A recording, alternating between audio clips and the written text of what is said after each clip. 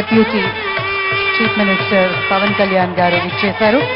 అలాగే శ్రీ స్వర్గీయ రామోజీరావు గారి కుటుంబ సభ్యులకు కూడా ఆహ్వానం పలుకుతున్నాం ఈ సంస్మరణ సభకి. అయితే మనమంతా కాస్త సభా మర్యాదని పాటిస్తూ ఈరోజు కార్యక్రమంలో సంయమనాన్ని క్రమశిక్షణని పాటిస్తూ అందరం పాల్గొందాం సవినయంగా మనవి చేసుకుంటున్నాము.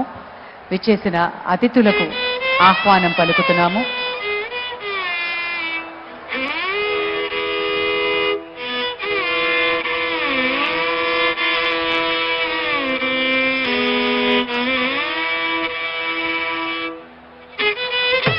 కుటుంబ సభ్యులు శ్రీమతి శైలజా కిరణ్ గారు, ఎండి మార్గదర్శి చిత్తం, అలాగే శ్రీమతి సిహెచ్ విజయేశ్వరి గారు, ఎండి ఆర్ఎస్పి, రాజేష్ వీరేంద్రదేవ్ గారు, శ్రీమతి సహరి గారు, శ్రీ వెంకట అక్షయ్ గారు, శ్రీమతి బృహతి గారు, శ్రీ వినయ్ గారు, శ్రీమతి సోహానా గారు, మిస్టర్ సుజయ్, అలాగే మిస్ దివిజ, వీరికి కూడా ఆహ్వానం పలుకుతున్నాం కార్యక్రమానికి.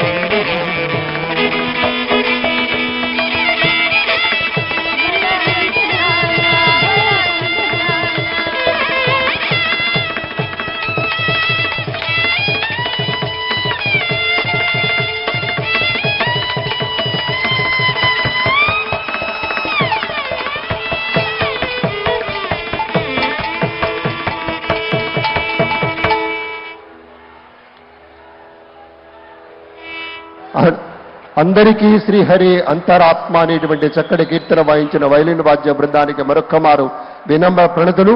రాష్ట్ర ప్రభుత్వ సాంస్కృతిక శాఖ ఆధ్వర్యంలో ఈ కార్యక్రమాలు జరుగుతూ ఉన్నాయి.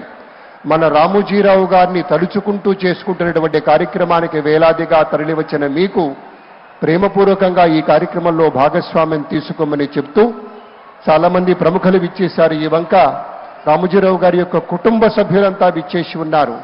వారి కుమారుడు కిరణ్ గారు, అలాగే కోడలు శైలజ గారు, మరొక కోడలు జయేశ్వరి గారు, వాళ్ళ యొక్క మనవలు మనవరాండ్రు వాళ్ళంతా విచ్చేశారు. అలాగే కుటుంబ సభ్యులు కృష్ణ ఎల్ల గారు వాళ్ళంతా కూడా విచ్చేశారు. ఈ కార్యక్రమంలో భాగస్వామ్యం తీసుకుంటూ ఉన్నారు. మరి కొంచెం సేపట్లో ముఖ్యమంత్రి వర్యులు ఇక్కడికి విచ్చేస్తారు. వారు అక్కడ ఏర్పాటు చేసినటువంటి రామోజీరావు గారి మీద ఒక ప్రత్యేక ఛాయాచిత్ర ప్రదర్శనని చూసుకుంటూ ఆవిష్కరించుకుంటూ ఇలా ముందుకు రావటం జరుగుతుంది. అప్పుడు కార్యక్రమం అసలైనటువంటి కార్యక్రమం జరుగుతుందనేటువంటి మాటను మీతో మనవి చేస్తూ ఒకానొక విశేషం, రామోజీరావు గారిని తలుచుకున్నప్పుడు ఒక జ్ఞాపకాల తడి ఒకటి మనల్ని ఆవహిస్తుంది. జ్ఞాపకాల తడి మనల్ని ఆవహిస్తుంది. మాటల్లో వర్ణించలేని భావోద్వేగాల సవ్వడి అలా పలకరించి వెళ్ళిన అనుభూతి కలుగుతుంది. అలాగే జీవన గమనానికి సరికొత్త స్ఫూర్తినిచ్చేటువంటి దిశలో మనల్ని తోడ్కొని వెళ్ళిన అనుభూతి కలుగుతుంది.